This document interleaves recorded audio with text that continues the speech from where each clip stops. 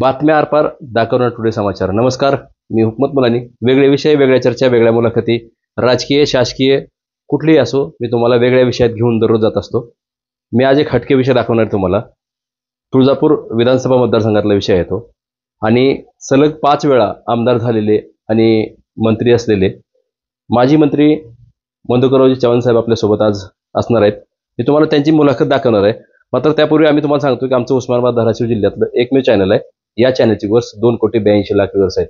आता सबस्क्राईब करा, म्हणजे तुम्हाला दररोज वेगळे विषय, वेगळ्या चर्चा, गावखेड्यातल्या शहरातल्या कुठलेही असो, आम्ही तुम्हाला दररोज वेगळ्या विषयात घेऊन जाणार आहेत. मी तुम्हाला आज एक हटके विषय आणि वेगळा राजकीय सध्याची काही चर्चा सुरू आहे, येणारी विधानसभा आहे आणि तुळजापूर विधानसभा मतदारसंघ हा काँग्रेसचा बालेकिल्ला म्हणून ओळखला जातो.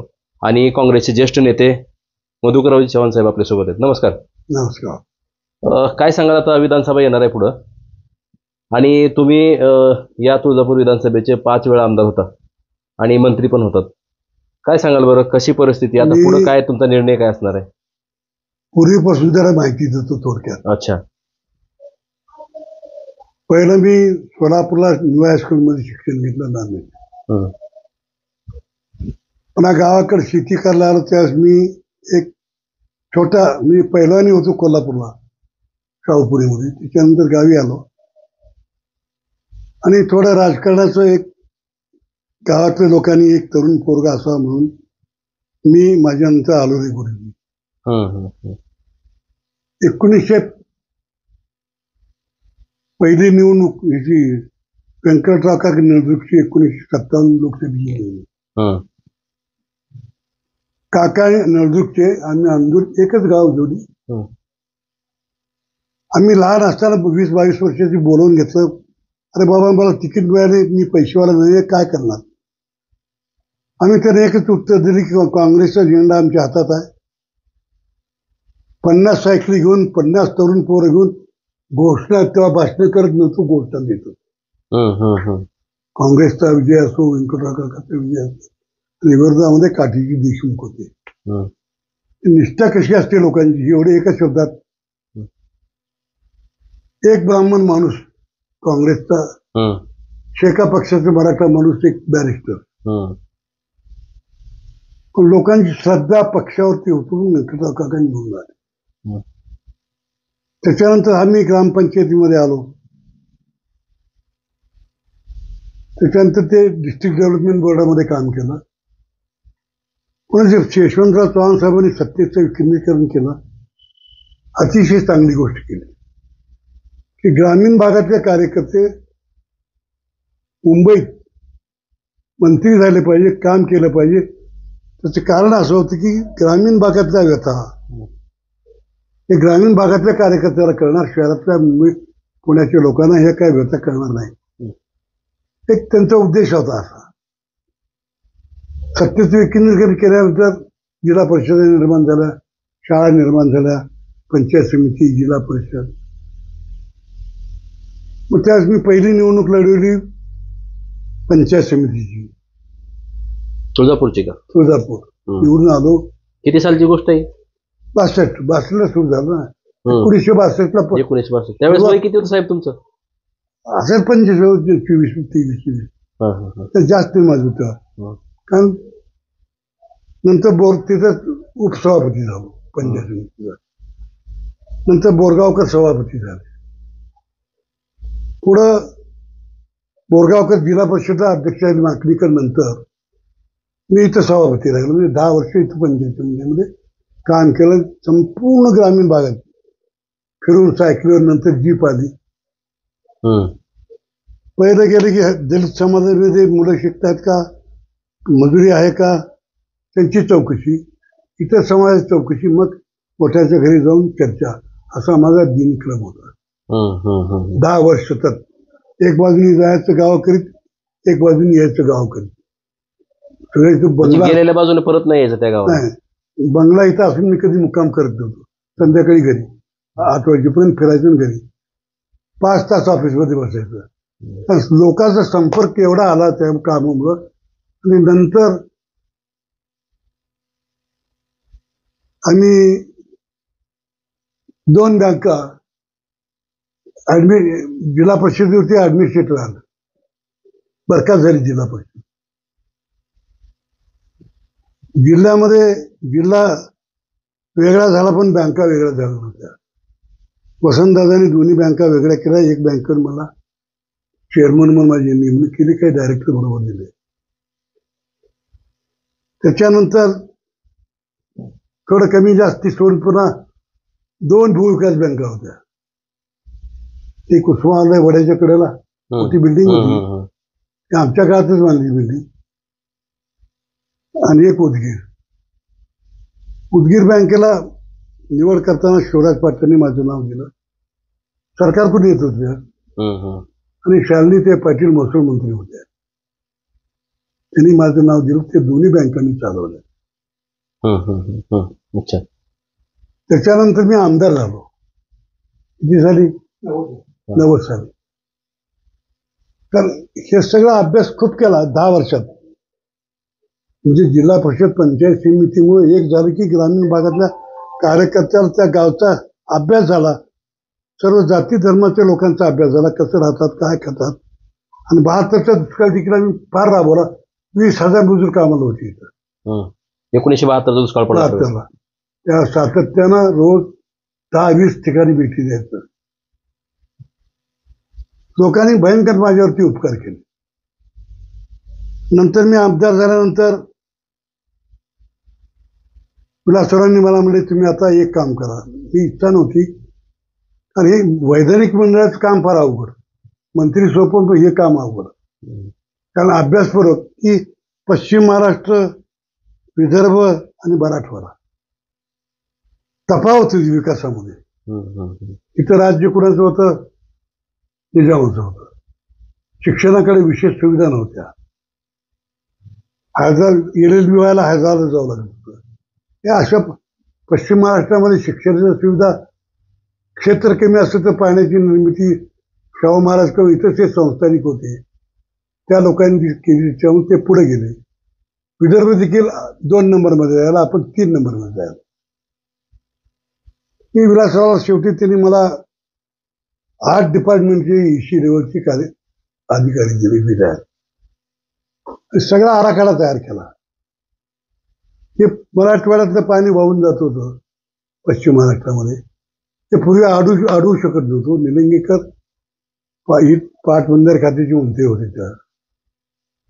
मी सगळं म्हणजे पूर्ण मराठवाड्याचा आराखडा, पश्चिम महाराष्ट्रामध्ये येण्याकरता काय काय करावं लागेल, आमची परिस्थिती कशी, असं संपूर्ण माहिती औरंगाबादला मिटिंग घ्यायला लावून मंत्रिमंडळाच्या बैठकीत ठेवली. एक तर हे मंजूर करा, नाही तुम्हाला घरी पाठवा. काही लोकांची नाराजी होती, सगळे हेच घेऊन चालले. आणि आमचे अध्यक्ष राज्यपाल होते, अलेक्झांडर यांच्या अध्यक्षतेखाली 3 महिने आमची मिटिंग व्हायची. आणि ते न्याय देण्याची भूमिका होती. ते देखील इंदिरा गांधीची सेक्रेटरी होती, सचिव होती. पण न्याय देण्याची भूमिका, 4-4 तास बैठका घ्यायचं, जेवण द्यायचं. ही चूक आहे, हे बरोबर आहे. तर मला थोडं हिंदीमध्ये बोलत होतो हिंदीमध्ये. आणि हे सगळं आराखडा करून आपण थोडं मराठवाड्याचा विकास आणि विशेषतः या तालुक्याचा, जिल्ह्याचा विकास, पाण्याची योजना असतील, नळाची योजना असतील. विलासरावांनी इथं 300 कोटी रुपये दिले, त्याच्यातून अनेक योजना आपण केल्या. काय याचं वर्णन असं होतं या तालुक्याचं. दगडा जोड्याचा तालुका, कुसळी गवताचा तालुका. एक काय पिकत होतं? कुसळी गवत. जनावर खाल्लं की नरड्यात अडकायचं. दगड जोंडे भरपूर, मारामारी नव्हती पण दगडी जोंडे होती. अवसान असलं तर बांधणं करतील ना. आर्थिक अवसान बी नाही ना अंगात बी अवसान नाही, पोट भरायची अशी अवस्था या तालुक्याची होती. 168 तलाव केली. कृष्णा खोऱ्याचं पाण्याचं चालू आहे काम. पाण्याचा विषय काय साहेब? ते पाण्याचं काय राजकारण होते बरं पाण्यावर? कसं आहे, आपल्या मराठवाड्यातलं पाणी जे वाहून जात आहे सोलापूर जिल्ह्यात म्हणजे पश्चिम महाराष्ट्र, 10% पाणी आपल्याला मिळालं पाहिजे. आपलं पाणी आहे. मग आता किती टक्के येईल पाणी आपल्याकडं? 21 TMC मंजूर केलं, ते सुद्धा कमी होतं. कोणी केलं ती मंजूर? विलासराव देशमुख मुख्यमंत्री असताना औरंगाबादच्या मंत्रिमंडळाची खास बैठक लावली. तुम्ही होतात त्यावेळेस मीच सत्तेमध्ये? अध्यक्ष होतो ना. हा. वैधानिकचा अध्यक्ष म्हणून अहवाल मला द्यायचा होता ना. मीच अहवाल दिला की पश्चिम महाराष्ट्राच्या मागे आम्ही किती आहोत, त्याच्या मागे किती आहोत, आणि त्याच्या बरोबरला येण्याकरता काय काय करावं लागेल हा अहवाल सादर केला. पाण्याचा हिशोब काढला, 21 TMC पाणी जास्त होतं पण वाटाघाटी करून 21 TMC पाणी मंजूर केलं. काम बी चालू केलं. उद्घाटन ठेवून विलासराव आणि आमचे हे अजितदादा. कुठे केलं उद्घाटन ते? रामगडा तलाव इथं खाली, इथं तुळजापूरमध्येच खाली तलाव बायपास तलाव तिथं उद्घाटन केलं. किती सालची गोष्ट आहे? 2008ला मोठा कार्यक्रम घेतला. ते अर्ध तिथं काटणिंग म्हणून गाव आहे, बार्शी सांगरे ते तलाव केला मोठा मोळ तालुक्यात. तिथून पाणी लिफ्टनं काही कॅनल मार्फत अशी ते अधिकाऱ्यांनी त्या योजना केल्या, कसं आणायचं त्या योजना करण्याचं काम त्यांचं. पुढे यांनी काय केलं, माहिती घेतली, 21/7 केलं. कोणी केलं ते? त्या सरकारने केलं. काय कारण आहे ते मी कसं सांगू, त्यांच्या मनात काय होतं ते. आमच्या हक्काचं पाणी त्यांनी कमी केलं. 3 तालुके लोहारा, तुळजापूर, उमरगा 7 TMC आणि भूम, परंडा, वाशिम, काही भाग उस्मानाबादचा 8 TMC अशी मंजुरी होती. आणि बीडच्या कडाष्टीमध्ये 5 TMC ते मीच घेतलं होतं. ते सगळा अहवालच माझ्याकडे होता ना. 5 वर्ष होते. अभ्यास करायला किती वर्ष लागली? 5 वर्ष. आमदार असताना त्याच्यावरतीच मी जोर दिला फार. ते लोक म्हणतात की पाणी चाललं नाही अर्जुन, काहीच नाही, काय कामच अर्धवट राहायला पडलंय. ते काम होण्याकरता मी परत एकदा उभा टाकतोय. त्याच्यानंतर मला चव्हाण साहेब, अशोकराव मुख्यमंत्री झाले. मला विधानसभेचा उपसभापती केले. तेव्हा त्यांनी मला काय मंत्रिपद दिलं नाही. चांगलं सांभाळलं मी, चांगली अधिवेशन चांगलं चालवलं, प्रत्येकाने शाबासकी दिली. त्याच्यानंतर मग चव्हाण साहेब आले आमचे. कोणचे? पृथ्वीराज बाबा. त्यांनी मला विचारलं अगोदर कोणतं खातं पाहिजे. माझ्यावरती होतं प्रेम. सगळ्यांनी जे तुमच्यावर ठपका नको, जवळच्या माणसाला चांगलं खातं दिलं, सगळ्याला खाते वाटप करून तुम्ही राहील ती मार्ग. मग माझ्याकडं मत्स्य व्यवसाय, दुग्ध व्यवसाय, पशुसंवर्धन आणि पालकमंत्री आणि नंतर शेवटी मला परिवहन मंत्री. शेवटी 3 महिने राहिले होते. ते राजीनामा दिला एकाने. तिथला पालकमंत्री असताना हे सगळ्या जे मंदिर असतील, तलाव असतील, जेवढे काही कामं, सगळ्या जाती धर्माच्या लोकांची कामं. काय काय केलेत तुम्ही कामं? तुम्ही पालकमंत्री होता त्यावेळेस काय केलं? आता 180 तलाव केली. पाझर तलाव, छोटे तलाव, मोठे तलाव. गोरोबा काकाचं मंदिर बांधलं, 2.5 कोटी दिले डेप्युटी. उस्मानाबादला देवीचं मंदिर आहे ते बांधलं. असे अनेक मुस्लिम समाज, प्रत्येक समाजाच्या मागणीनुसार त्या त्या गावामध्ये आपण काम केलं.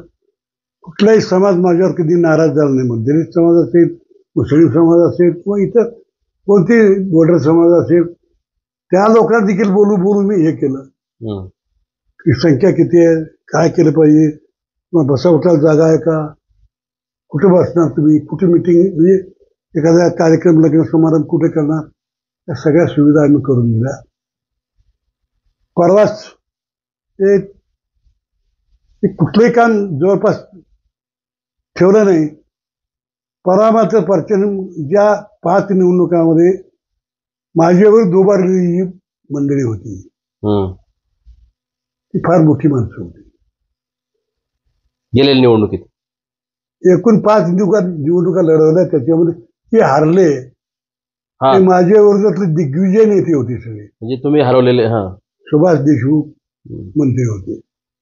त्यांचं गाव इकडचं पण सोलापूर राहतात म्हणून इथे उभा टाकले. त्याच्यानंतर अजितदादाचे सावडा आपले हे चिवणराव गोरे, पवारसाहेबांनी देखील त्यांचा प्रचार केला, ते हारले. संजय देशमुखच्या प्रचाराला प्राईम मिनिस्टर आले होते, ते आता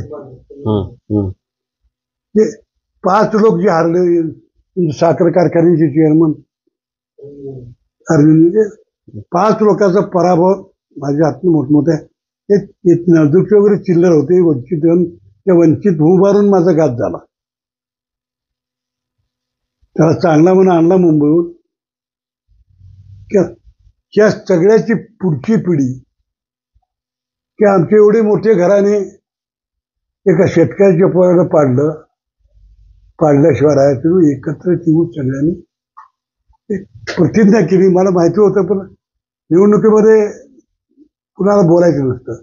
त्याचं काम ते करत असतो. कुणी पाडायचं काम करतं, कुणी आणायचं काम करतं. ज्यावेळेस तुम्हाला पाडायला प्रयत्न केले ते आता तुम्ही काँग्रेसमध्ये महाविकास आघाडीमध्येच निवडणूक लढवणारे इच्छुक आहेत, जे वंचितकडून निवडणूक लढवली ते. मग आता हे महाविकास आघाडीकडून जर तुम्हाला काँग्रेसला तिकीट भेटलं, जागा सुटली, तर ते तुमच्यासोबत असतील? हो, असतील. चालतच नाही तसाला. आम्हाला आमची मदत, काँग्रेसची मदत त्यांना पाहिजे. त्यांची जागा आहे. हे आता चांगला अनुभव आला ना लोकसभेला, तोच अनुभव विधानसभेला येणार.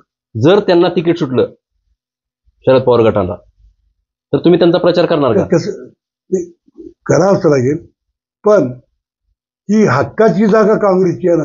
जिल्ह्यामध्ये एकच जागा आहे काँग्रेसची हक्काची. हक्काची जागा 5 वेळा मी, शिवाजीराव बाभुळगावकर 2 वेळा, साहेबराव हंगरगेकर 2 वेळा, फक्त हालुरे गुरुजी 1 वेळा. 10 वेळा काँग्रेसनं जिंकली, काँग्रेसची निवडून आली. ही जागा काँग्रेसलाच राहणार, सुटणार नाही. साहेब, तुम्ही बघा म्हटले की राजकारणामध्ये दिग्गज लोकांना पाडले तुम्ही. तुमच्या समोर एवढे, ज्यावेळेस तुम्ही निवडणुका लढवल्या, तुमच्या समोर असे दिग्गज लोक होते की त्यांना तुम्ही हरवलं. तुम्ही पैलवान पण आहात, पैलवानी डाव वेगळा, मात्र राजकारणाचा हा डाव कुठून शिकला तुम्ही नेमकं? ती सांगितलं नाही की सुरुवात जी पंचायत समितीमधून झाली 62ला, गावगाव फिरून, त्यावेळेस अशी स्पर्धा नव्हती आणि 6 मतांनी निवडून आलो पंचायत समितीला. त्यावेळेला जनरल मतदान नव्हतं, ग्रामपंचायतीचे सदस्याचं मतदान होतं. तेच उमेदवार होऊ शकत होते, त्यांच्या मतदानावरती निवडणूक होती. ते निवडून 6 मतांनी मी आलो त्या काळात सुद्धा. होते दिग्गज होते आणि मग उपसभापती झालो.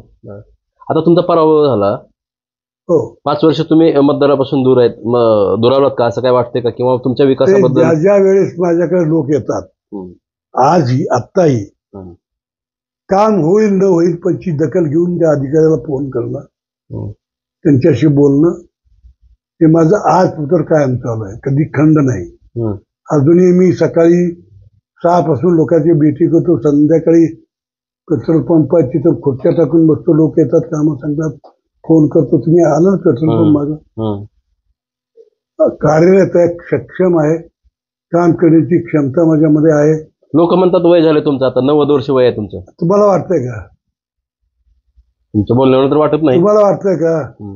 मी काय म्हणतो, ज्याच्या अंगामध्ये क्षमता आहे काम करण्याची, वयाचा प्रश्न कुठे येतो? काय 70 वर्षांत माणसं बोलू शकत नाही. आता माझ्या वयाची, आता असं शिवाजीराव बाभुळगावकर विरोधक म्हणतात की वय झालंय साहेबाचं. आता त्यांनी काय म्हणू दे, हो, माझ्या क्षमता हे लोकांना माहिती आहे ना. आता मी रोज 10 सभा घेतो, सगळ्याला भेटतो, कामं करतो. 5 वर्ष हारलो म्हणून 5 वर्ष सतत मंत्रिपद सुद्धा मी गाजवलंच की. माझ्यावर कुठे गाजवलं नाही मंत्रिपद, उपसभापती. इतके अडचणीची कामं. वैधानिक मंडळ म्हणजे गोविंदभाई श्राप पहिला अध्यक्ष होते. ते निघाल्यानंतर मी त्यांच्याकडे शिकायला जात होतो. ते वेगळ्या पक्षाचे होते. ते म्हणाले, बाबा तू चालताय का तुझ्या नेत्यांना? मी म्हणलं, तुमचा अभ्यास आहे मराठवाड्यावर. मी इथं आल्यावर मला 1 तास वेळ देत जावा, सरस्वती विद्याभवनमध्ये जाऊन 1 तास वेळ घेऊन पक्षाचं कुठलं नाही, पण त्यांनी देखील अतिशय आपण कुठं आहोत, पश्चिम महाराष्ट्र कुठं आहे हे सांगण्याचं काम मला प्रेमाने केलं.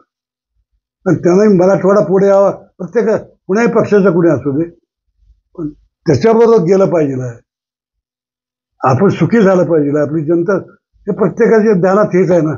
पूर्वी देखील पक्षाची जरी लोक असले तरी आत्तासारखं अर्वाच्य काय नव्हतं, प्रेमाचं होतं. एक वेळेला माणिकराव कपडे माझ्या विरोधात पडले बी आले, त्यांचा सत्कार करायचा होता. 75 वर्ष झाली. इथल्या काही लोकांनी प्रयत्न केला, ते काय करू शकले नाही. माझ्याकडं आले गुरुजीकडे इथले नगराध्यक्ष ब्राह्मण समाजाचे म्हणे तुम्ही हे करावं, करतो. आणि विलासरावला आणि BNला आणावं, आणू. जबाबदारी घेतली. पण एक म्हणलं, आलेल्या प्रमुख लोकांचं जीवन आम्ही करणार, तुमची काय कोटकट ते तुमचे तिकडे बघा. फक्त 50-25 लोकांचं विलासरावकडे गेलो. अहो काय काल तुम्ही एकमेकाच्या विरोधात लढलो म्हणजे मारामारी केली नाही, वैचारिक लढाई झाली. तुम्ही बुद्धिमान आहात. त्यांनी मी एकदाच उपसभापती होतो, जिल्हा एक होता, ते लातूरची उपसभापती होती पंचायत समितीचे, मी तुळजापूरचा होतो. मोठे नशिबानं झाले, चांगली गोष्ट आहे, आनंद आहे. मनाबद्दल द्वेष बुद्धी आमच्यामध्ये नाही आहे. आता विधानसभा लागेल, मग तसं तुमचं काय काँग्रेसकडून उमेदवारी सोडून घेण्यासाठी महाविकास आघाडीतून नेत्यासोबत बैठक, वरिष्ठासोबत असं काय राजकीय हालचाली काय घडल्या? लातूरला बैठक झाली, त्या चर्चेमध्ये कोणासोबत झाली बैठक? कोण आलं लातूर? हे आमचे हे प्रभारी पटेल सगळे मंत्री हे ते. त्यांना आम्ही सांगितलं ही आमची जागा आम्हाला सोडली पाहिजे. आम्ही अतिशय ह्याच्याने मागणी केली. आणि तिथं हक्क कुणी सांगत असतील, पण ती जागा काही दुसऱ्याला जाणार नाही अशी आम्हाला खात्री आहे. त्यांना भेटलो. काल हे आले होते, काय नाव त्यांचं, सहप्रभारी केंद्राचे, ते मध्य प्रदेशचे खासदार. त्यांनाही बोललं की तरुण वयात होते. मला म्हणले आप लढेंगे तो सब अच्छा हो, तो मैं लढने के लिए तयार हूँ. पत्र दिलं, मी आलं. माझी मिटिंग होती इथं दिलसिंगला मोठी, 2000 लोक जमले होते. तेवढ्यात 3 तास कार्यक्रम चालला. 2000 लोक. अशा प्रकारे आजपासून विकासाच्या दृष्टीने मी काम केली. द्वेष, अशी वाईट वागणूक किंवा मी एवढे वर्ष सत्तेत असताना एक केलं, पंचायत समिती सभापती आणि उपसभापती किंवा वरच्या जागेवरती माझ्या घरचा एकही पोरगा पाठवला. 7-7 वर्ष वयाची पोर आहेत, 60-65. माझी मुलगी, मोठी मुलगी जवळपास 65 वर्षाची वय आहे. ते माझा नातू विलासरावच्या कारखान्यावर व्हाईस चेअरमन आहे, विकास कारखान्यावर. त्यांच्या मंडळी विलासरावचे चेअरमन आहेत, काळे, रवी काळे. नाव ऐकून असतात तुम्ही. 32 वर्षाचा माझा नातू आहे तो. त्याचा मुलगा आता कॉलेजला, मी पंतू आहे. म्हणजे माझी एवढा गोतवाळा, एवढा चौकाला गोतवाळा आहे. मी ठणक आहे, काम करण्याची क्षमता आहे. तिकीट मागितलं, मी निवडणूक लढणार, येणार आणि पुढे राहिलेली कामं करणार, एवढं मी नम्रपणानं सांगतो. काय आव्हान काय कराल तुम्ही आता मतदारसंघातील लोकांना? राहिलेला विकास, विशेष करून काय विकास राहिला, तुम्ही काय करणार आहेत? केलेलं काम सांगा. राहिलेली पानं, कृष्णा खोऱ्याचं राहिलेलं पाणी, आणखी काही स्पॉट आणि अन्नधान्याच्या उत्पादनाच्या बाबतीमध्ये आम्ही पुढे गेलो. द्राक्ष आमच्या अमेरिकेला गेले, युरोपला गेले. आमच्या तालुक्यावर द्राक्ष उत्पादन कुठे नाहीये, पाण्यामुळे झालं. 21 TMC पाणी आणणं, विकास करणं. शैक्षणिक दृष्ट्या आम्ही कॉलेज काढली. एक नळदुर्गला बालेघाट शैक्षणिक कॉलेज, मी बोरगावकर, गुरुजी आणि बाबळगावकर. तिथे यशवंतराव चव्हाण कॉलेज काढलं, आंदूरला कॉलेज काढलं. सगळीकडे मिळून आता इथं आमच्या 2 ठिकाणी मिळून 3000 विद्यार्थी शिकतात तिथं, नळदुर्ग आणि इथं. आणि आंदूरच्या कॉलेजमध्ये 1500 विद्यार्थी आहेत. हे आम्ही सुरुवात केलेली कॉलेज आहे. आता हे तुम्ही 5 वर्ष पराभव झाला तुमचा 2019ला, त्यावेळेसपासून आजपर्यंत 5 वर्षाच्या कामावर तुम्ही समाधानी आहेत का? कामावर समाधानी आहेत का तुम्ही? कोणाच्या विकास कामावर झालेल्या काय? माझ्या विकास कामावर 5 वर्षातले आता. काहीच नाही. काय झालं हे दाखवावं. माझं हे आव्हान आहे विरोधकांना. 5 वर्ष जे आता मंत्री आहेत ते किती कामं झाली, काय केली. मी निवडणूक लढवत असताना विकासाचं धोरण ठेवून निवडणूक लढवतो. रेल्वे आणली म्हणतात, MIDC आणली म्हणतात, कुठे झाले घोषणा आहे? परवाच उद्घाटन केलंय असं. नारळ फोडून संपलं का? पुढे आता आचारसंहिता काय होतं? रेल्वेची मागणी व्यंकटराव काकाच्या भाषणात 75च्या तवाचं काढतो. तीर्थक्षेत्राला निधी आणला असं सांगतात. मी बी आणला 300 कोटी आणला. 300 कोटी दिले विलासरावनी. सगळे रस्ते मोठे केले, सगळं केलं, धर्मशाळा बांधल्या, त्याच्यावर कब्जा करण्याचा प्रयत्न चालू आहे यांचा. इंजिनिअरिंग कॉलेज आणलं तुळजापूरला. वसंतदादा पाटलांनी मला इंजिनिअरिंग कॉलेज दिलं. जॉर केंद्रातून ते आणलं. मिलिटरी स्कूल इथं तयार केलं. माझ्या मिलिटरी स्कूलमध्ये 12 रुपये मी फक्त 12 विद्यार्थ्यांची सुरुवात केली. आज 450 विद्यार्थी आहेत आणि तिथं शिकलेला विद्यार्थी कलेक्टर सुरू झाले. इथं आहे, बघा तुम्ही, बघा जाऊन. पण साहेब, एक महत्वाचा प्रश्न आहे.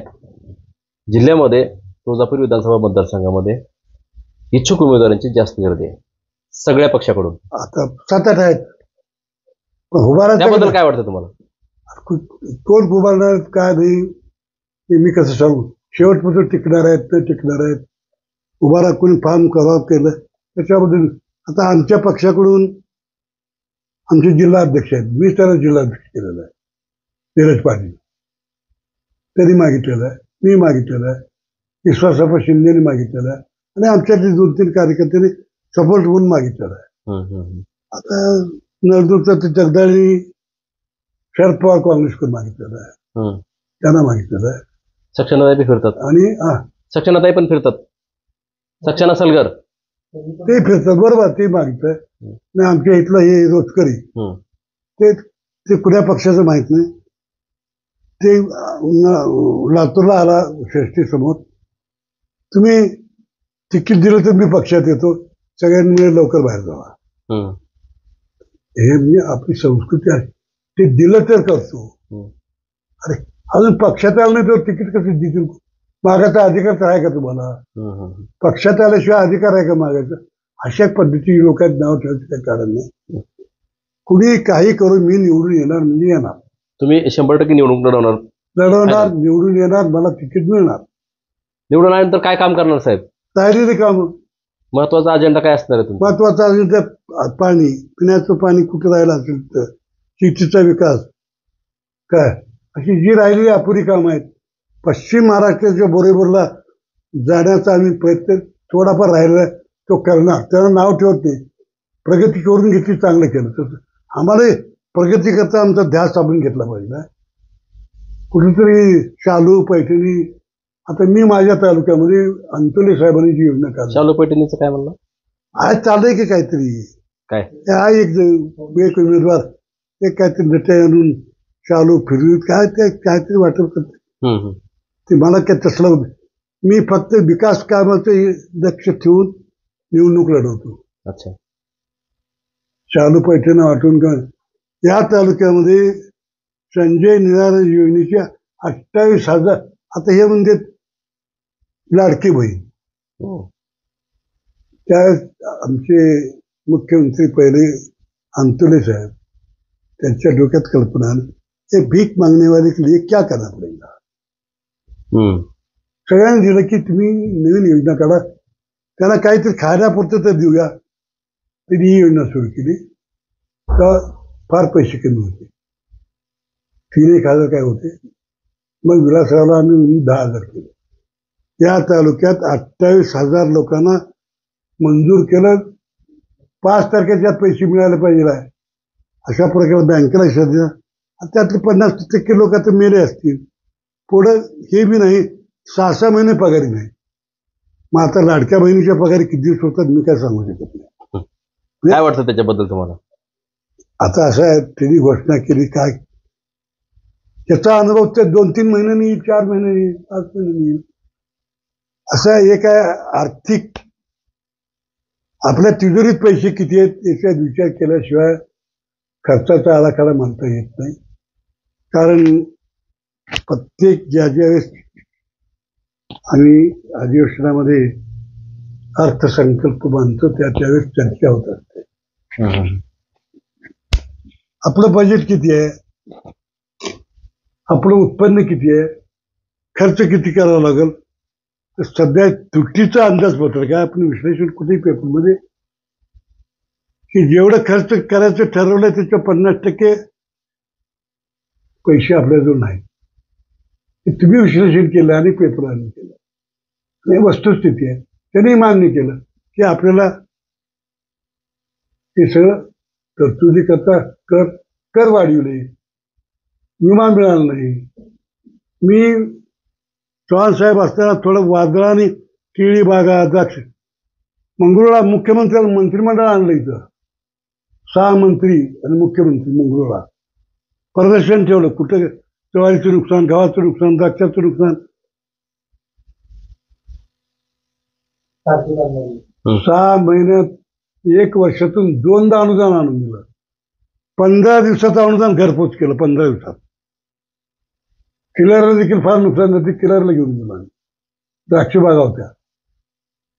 म्हणजे चव्हाण साहेबांनी आम्हाला भरपूर मदत केली. काय आव्हान कराल तुम्ही आता मतदारांना? आव्हान काय कराल? आम्ही केली जी कामं आहेत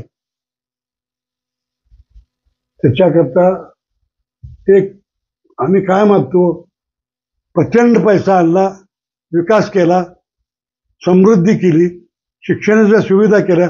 आता तुम्ही फक्त आम्हाला एक मत द्या आणि निवडून आणा.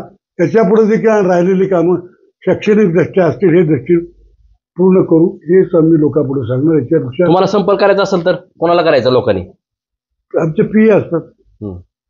अजून मी ऐकून घ्या, जरी पदावर नसलो तरी माझी 2 ऑफिस चालू आहेत. मला जी पेन्शन मिळते 70,000, 2 PA पगार आहेत. आल्या गेल्या लोकांचं चहा पाणी. अजून मीच म्हणतो, सगळ्या महाराष्ट्रातले लोक येतात साहेब दर्शन करायचं. आल्यावर सांगतो दर्शनाला घेऊन जा, पास दे, चहा पाणी कर आणि जीवाचं जीव घाल. तुमचा फोन नंबर सांगू शकता का तुम्ही? हो, सांगा. 9422464868. बघा, हे माजी मंत्री आहेत, 5 वेळा निवडून आलेत, आमदारकी लढवली. त्यांचा राजकीय प्रवास कसा होता आणि नेमकं त्यांचं काय मत आहे? आता येणारी विधानसभा लागणार आहे आणि विधानसभेच्या अनुषंगानं काँग्रेसचे ज्येष्ठ नेते आहेत, माजी मंत्री मधुकररावजी चव्हाण साहेब यांची मी तुम्हाला मुलाखत दाखवलेली आहे. वय त्यांचं 90 वर्ष आहे. वयाच्या 23 वर्षापासून राजकारणात प्रवेश केला आणि नेमकं राजकारणात कशा घडामोडी घडल्या. 5 वेळा आमदार असलेले माजी मंत्री मधुकरराव चव्हाण यांची मुलाखत मी तुम्हाला दाखवली. कशी वाटली मुलाखत नक्की कळवा. असे वेगळे विषय, वेगळ्या चर्चा, वेगळ्या मुलाखती असतील तर खाली माझा स्क्रीनवर नंबर दिलेला आहे, त्या नंबरवर तुम्ही थेट संपर्क करू शकता. आणि हां, आमचं चॅनल उस्मानाबाद धाराशिव जिल्ह्यातलं 1 नंबरचं चॅनल आहे. या चॅनलचे व्ह्यूअर्स 2,82,00,000 व्ह्यूअर्स आहेत. 1 नंबर चॅनल आहे. विषय आम्ही कोणतेही असो, दे धडक बेधडक बातम्या आरपार दाखवणार टुडे समाचार. मी हुकमत मुलानी, तुळजापूर जिल्हा उस्मानाबाद धाराशिव.